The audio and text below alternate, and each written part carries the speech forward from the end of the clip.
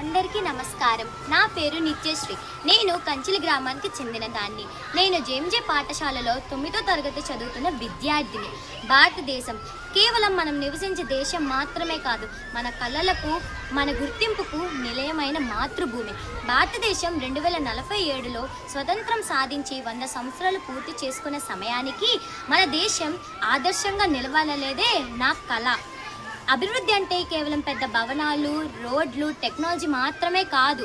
అభివృద్ధి అంటే ప్రతి ఒక్కరికి సమాన అవకాశాలు, విద్య, భద్రత, పరిశుభ్రమైన వాతావరణం అందించడం కూడా అభివృద్ధి. మన ఆంధ్రప్రదేశ్ పచ్చదనం, విద్య, టెక్నాలజీ, వ్యవసాయంలో ముందుండాలని నేను మనస్ఫూర్తిగా కోరుకుంటున్నాను. నేను డాక్టర్ అవ్వాలనుకుంటున్నాను. దీనికోసం, నా కళ కోసం నేను కష్టపడుతూ ఇతరులకు సహాయం చేస్తూ మన దేశానికి ఉపయోగపడే వ్యక్తిగా ఎదగాలనుకుంటున్నాను. నేను నిత్యని భవిష్యత్తులో డాక్టర్గా మారి ప్రజలకు న్యాయమైన వైద్య సేవలు అందిస్తానని మరియు మన దేశ అభివృద్ధికి తోడ్పడతానని భావిస్తున్నాను. అందరికీ ధన్యవాదాలు. జై హింద్, జై భారత్.